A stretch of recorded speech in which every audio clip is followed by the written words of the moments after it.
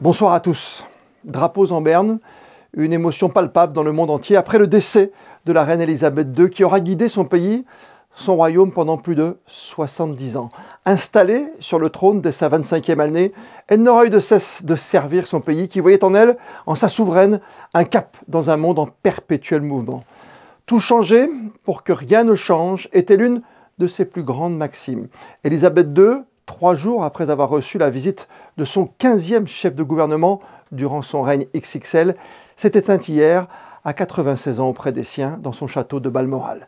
Tous, autant que nous sommes, allons conserver une image bien ancrée de cette souveraine hors du commun, hors du temps, à commencer par le prince souverain.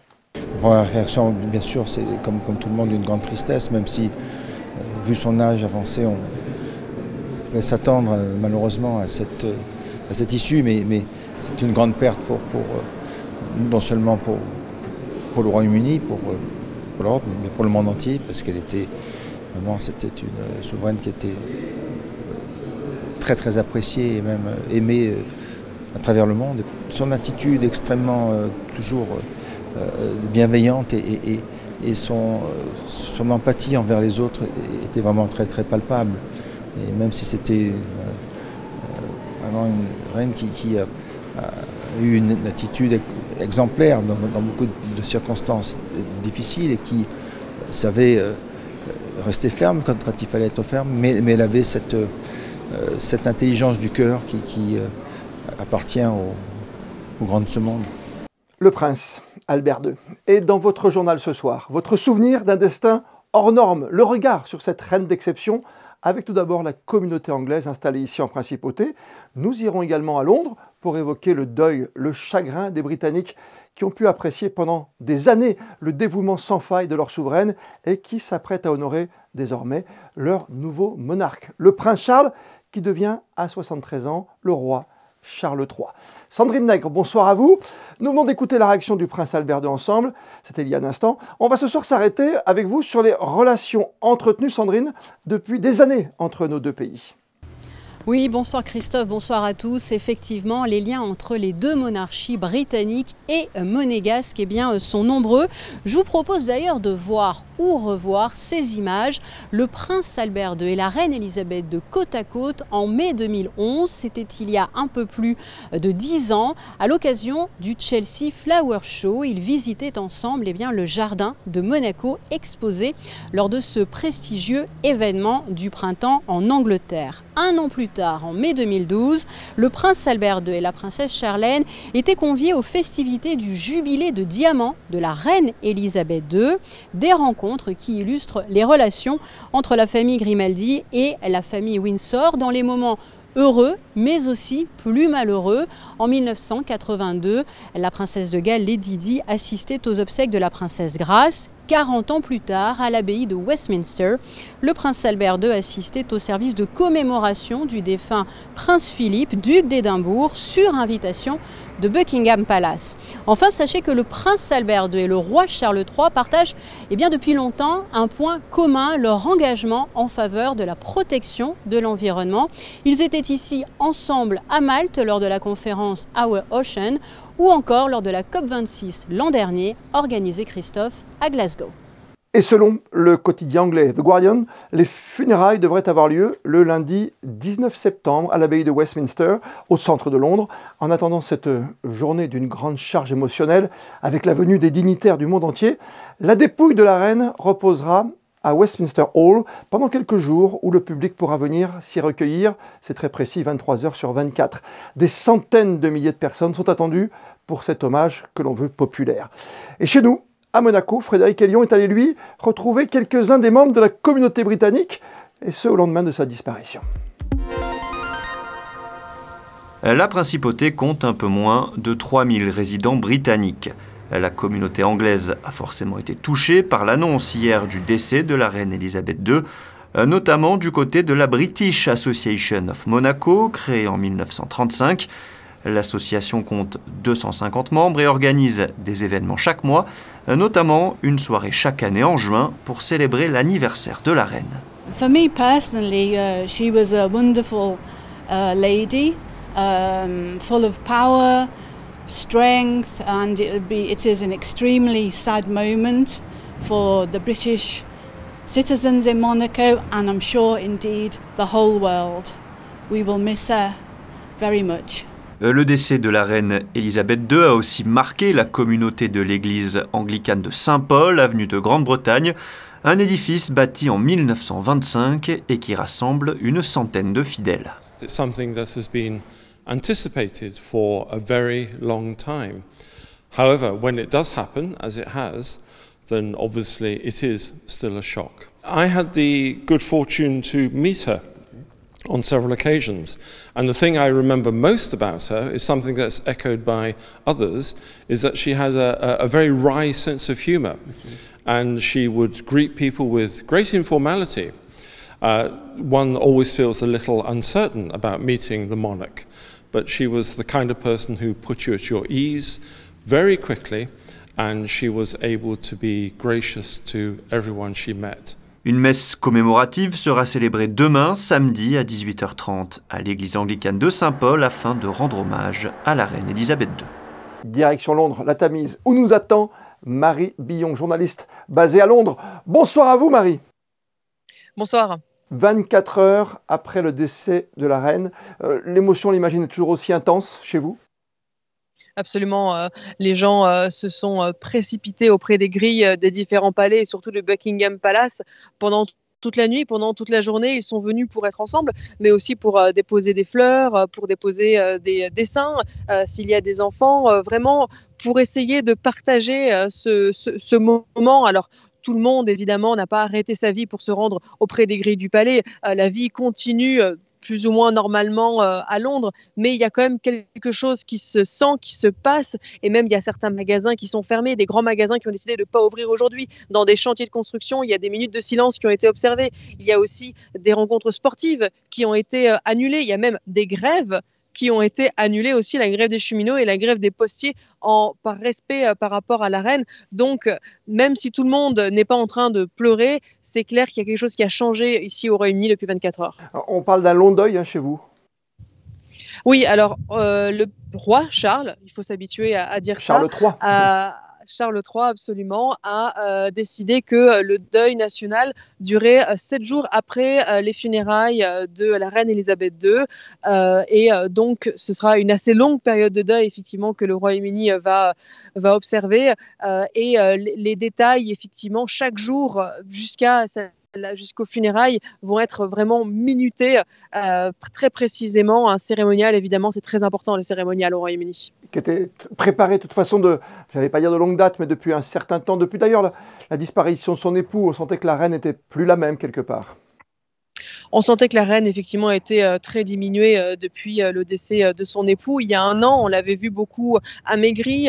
À partir d'octobre dernier, elle a commencé à annuler des représentations officielles. Et c'est vraiment à ce moment-là qu'on a commencé à s'inquiéter parce que la reine a toujours voulu décharger son travail au mieux, le maximum qu'elle pouvait. Et ces derniers mois, elle était de moins en moins présente, même dans des moments très officiels comme l'ouverture du Parlement, par exemple.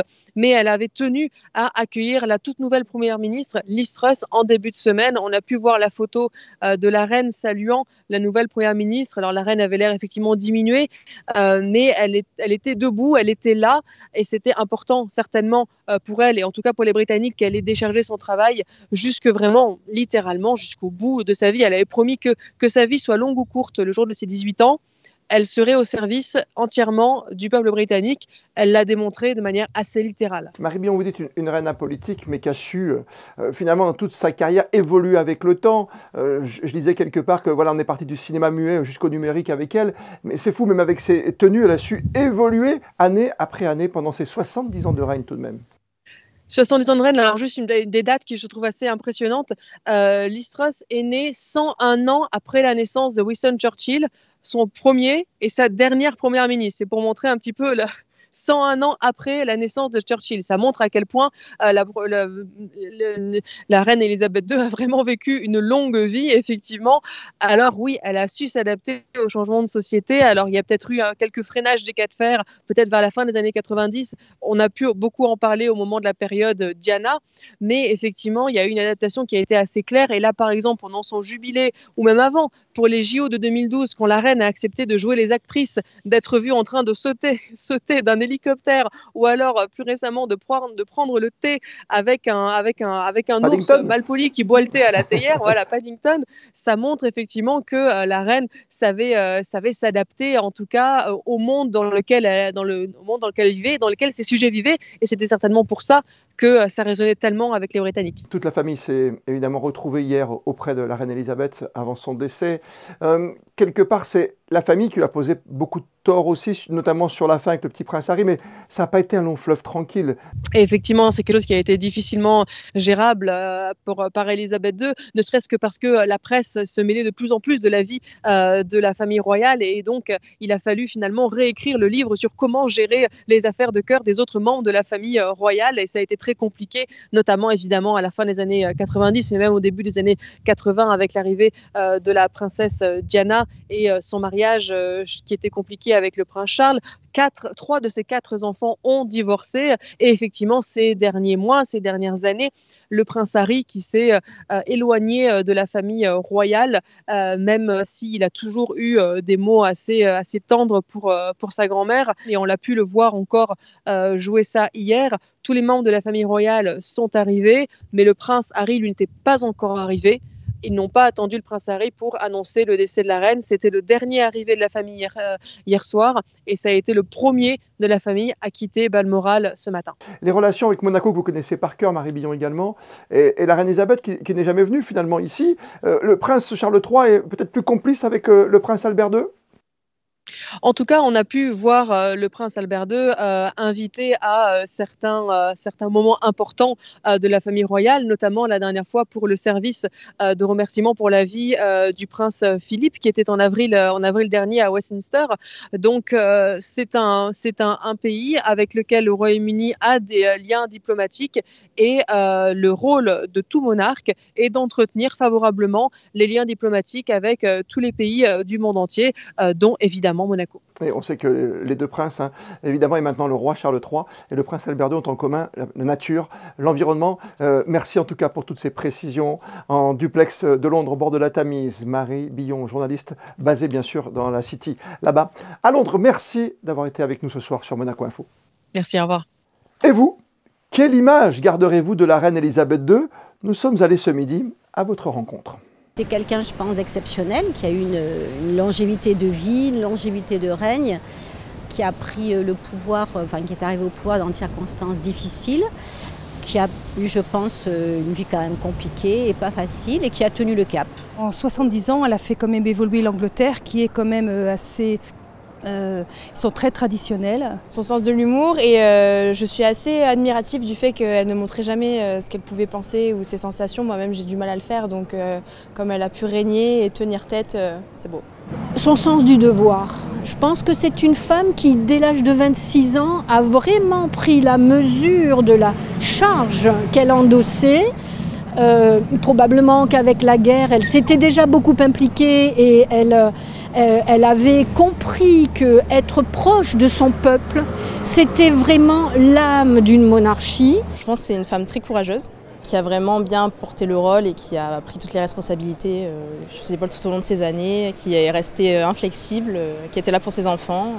Un nouveau règne, une nouvelle ère va donc débuter avec l'avènement du roi Charles III, très sensible, on le sait, à la cause environnementale, tout comme le prince Albert II, qui assistait lui aujourd'hui à une conférence historique sur les terres australes. Cette année 2022, on le sait, marque le 250e anniversaire de la découverte des archipels Crozet et Kerguelen par la France. Et à cette occasion, dans le cadre du programme polaire porté par l'Institut océanographique, 2 nouvelles expositions temporaires ont été présentées au musée de Monaco, et ce, jusqu'au 26 septembre. Et puis Fabien Bonilla, Thomas Deus et Alexandre Gougassien ont assisté, eux, cet après-midi, à une conférence ouverte au public. Voici le reportage sur ce thème. Les îles Kerguelen, parfois surnommées îles de la désolation, ont été découvertes le 12 février 1772 par le navigateur Yves-Joseph de Kerguelen de Trémarec. Elles sont restées, malgré quelques tentatives de colonisation, dépourvues d'habitants permanents. Cet archipel volcanique se situe au sud de l'océan Indien, à plus de 3000 km de la Réunion, qui est la terre habitée la plus proche. Les îles Kerguelen constituent l'un des 5 districts des terres australes et antarctiques françaises. Pour la France, les terres australes et antarctiques représentent 1/5 de son domaine maritime, qui est le second au monde juste après celui des États-Unis. Donc c'est un empire maritime dans lequel il y a toutes sortes de découvertes à faire, du point de vue scientifique par exemple. C'est d'ailleurs la plus grande réserve océanique du monde avec les îles Cook. Et puis sur Terre, puisqu'il y a des îles qui n'ont jamais pu être véritablement colonisées, valorisées, elles ne se prêtent pas du tout à l'agriculture, pas même à l'élevage, il y a en permanence des missions de recherche, des savants qui étudient aussi bien la météorologie, la zoologie, la faune, la flore, tout ce que l'on veut. C'est-à-dire que pour les scientifiques du monde entier, ces îles sont à la fois des conservatoires de la biodiversité et des champs d'études absolument passionnants. L'archipel de Kerguelen est composé d'une île principale et de plus de 300 îlots satellites, représentant une superficie de 7215 km². C'est donc la 3e plus grande île française.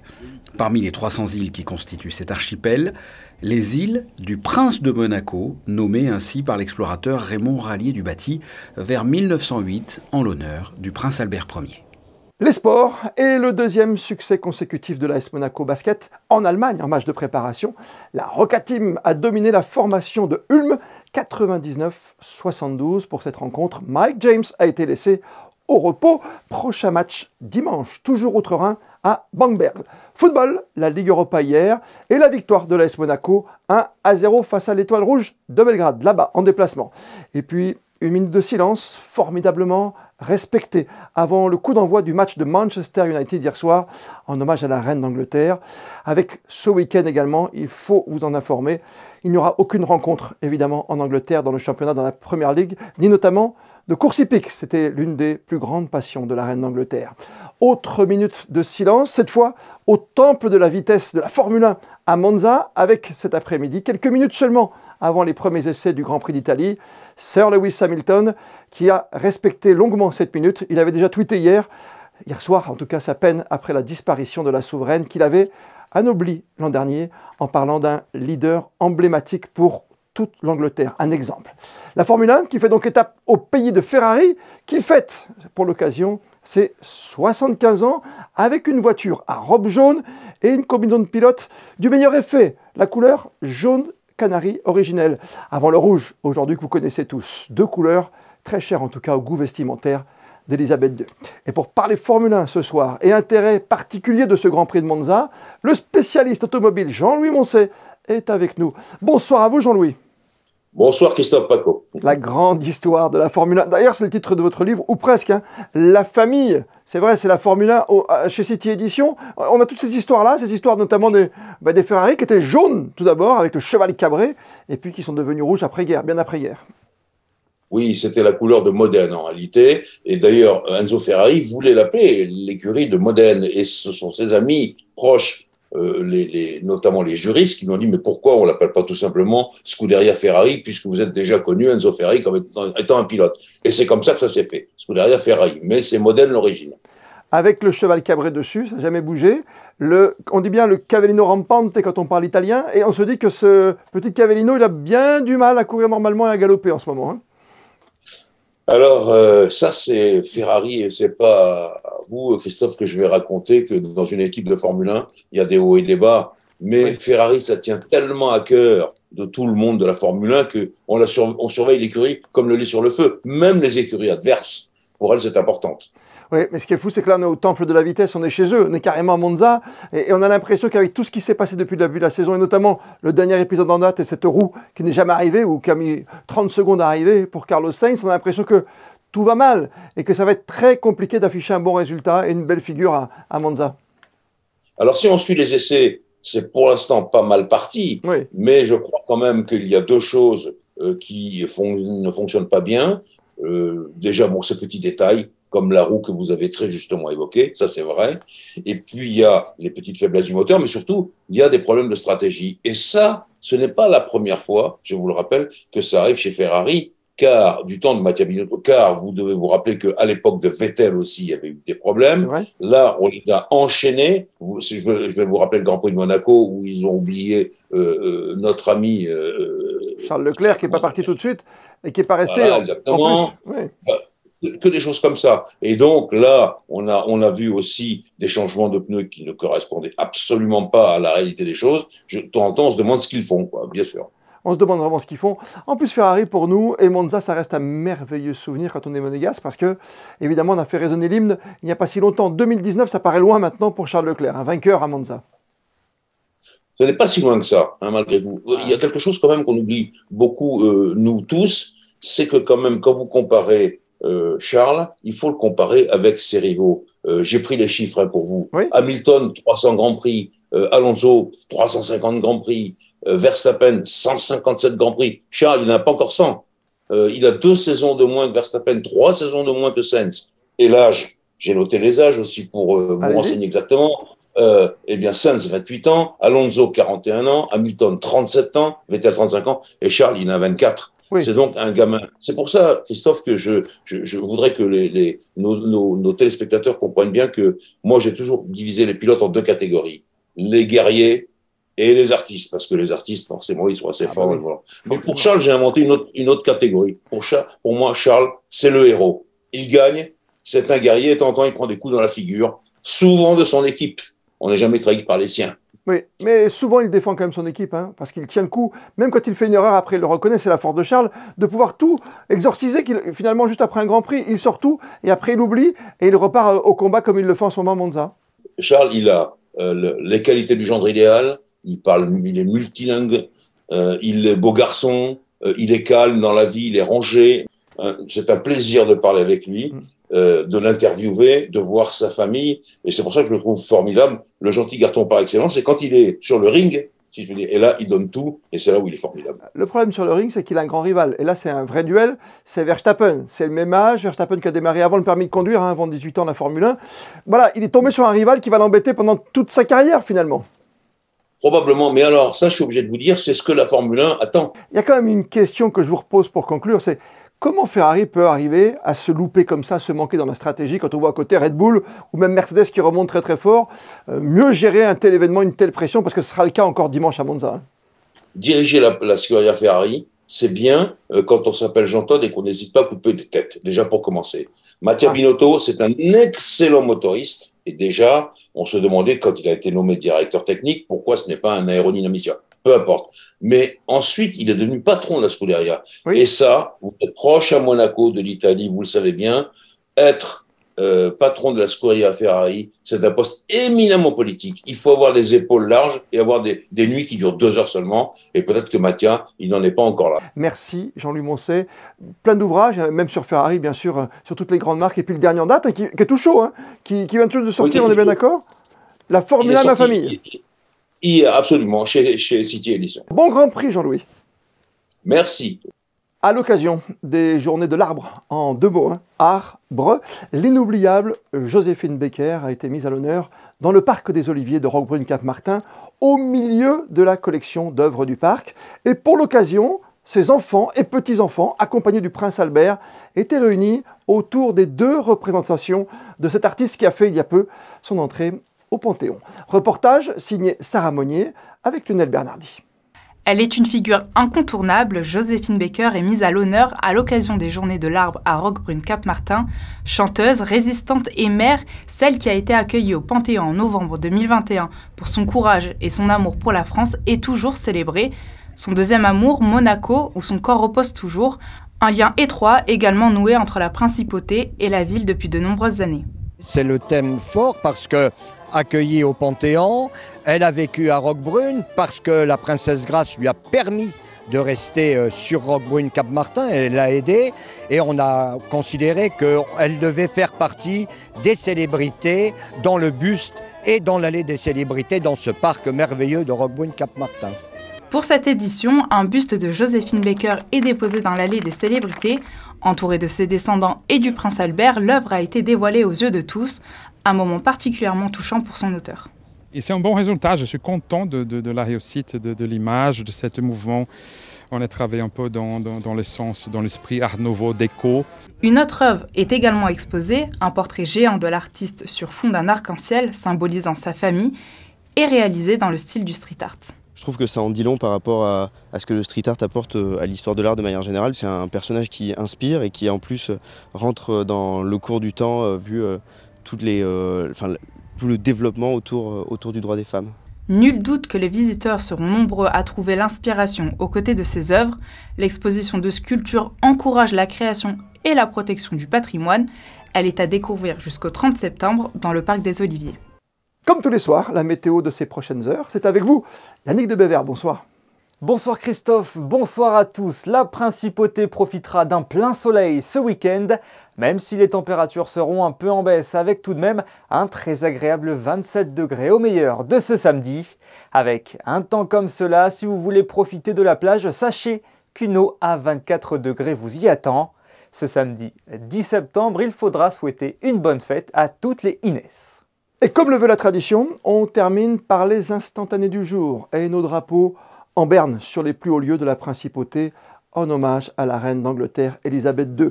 Photo signée Michael Alési. Je vous retrouve demain 19h pour une toute nouvelle édition de votre journal. D'ici là, belle et bonne soirée à toutes et à tous.